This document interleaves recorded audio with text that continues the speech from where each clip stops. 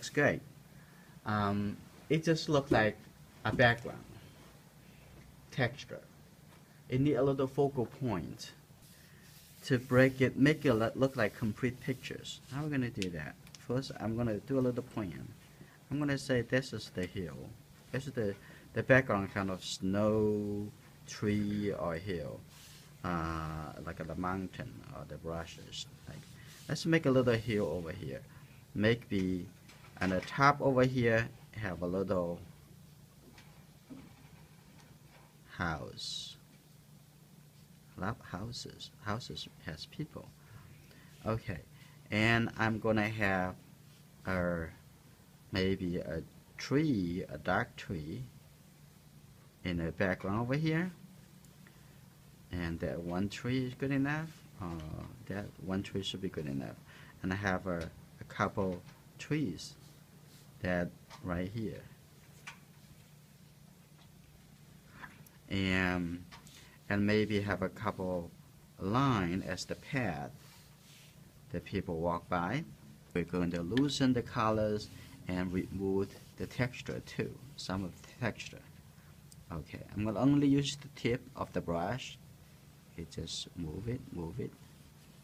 Looks like it doesn't look like there's going to be lots of color off from the paper. We're going to see.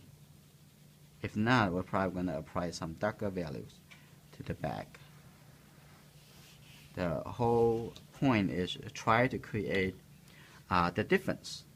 Either we use the lift off to make the color lighter at the front over here, or apply some colors in the back to make it darker. So we just try to create a difference. Okay, let's do a little more. Sometimes you need patience. There's a lot of things we need patience. Okay. I think it's just that's as much as we can do, and try to take off the rest of the wet from the paper.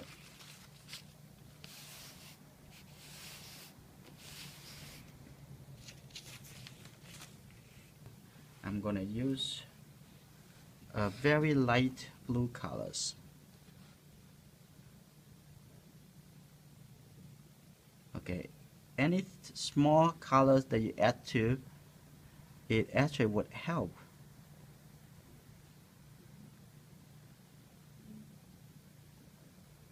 To make the difference. Okay. Now the very light colors, the texture still remain in the background. I'm also going to have it gradually getting out and kind of try to have it soften, bleed down to the color, so it doesn't have the hard edge on the outside. Now we see a little bit more difference between the foreground here and the background over there. Now we start, the picture start now showing up. At this point, I'm not going to use the tissue paper to lift off the wet, because in that case it would, including the new blue, light blue color, would also off the page. And now this time we have to wait. Okay, now after a few minutes, we see that a little drier. It's not 100% dry yet in the back, but this is good. Now we're gonna move on to add some dark color to it. And first, we're probably going to add a little warm colors to underneath the roof here. Just for the house. There's a little bit over here on this side. Maybe a window on the other side. That's just good for the house. There's a little warm color to it. We're going to just leave the top, have a little snow.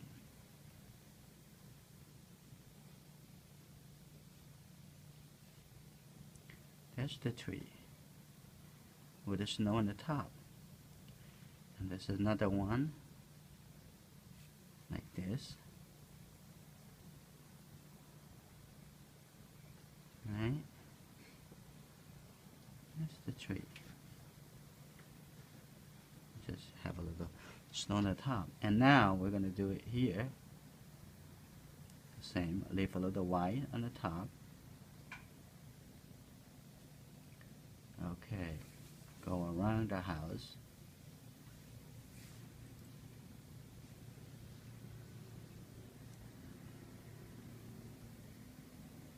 And the other side of the hill. Right there.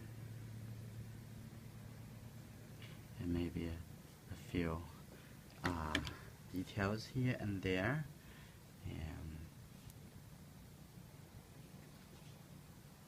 And a couple warm colors, a little bit warm and yellow orange, warm yellow orange colors. Maybe have a little indication of some track going on. And we're assuming some light coming from this side, so also we're going to have a little bit kind of catch the shadow on this side. It's not the best time to put on it yet because it's kind of still wet. We can connect it, have a little wet, connect to this side like that, and maybe a little bit kind of shadow on this side like this. So have the house stand up a little bit, even a little darker. And let's do it right now, but we're going to try to make a little gap in between. We don't want to touch the tree. Okay. Let's see what it's going to do. This is accomplished couple things. One is the top of the snow on top of the tree. We want it to be a little bit more obvious. Like this. Okay. And then we go around the colors. Okay, like this. You knowing when you can touch the color, when you should not. Like in this case, you don't want to make a mess. And on top over here, you do the same. Leave a little white on top of the tree. Okay, now use the water just to smooth the colors. That's it. So now the painting has been done.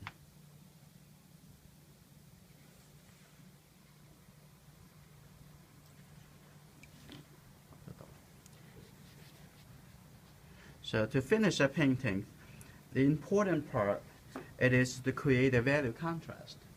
Use darker and lighter color. Sometimes you don't have to have a lot darker, just a little bit darker. Create a difference.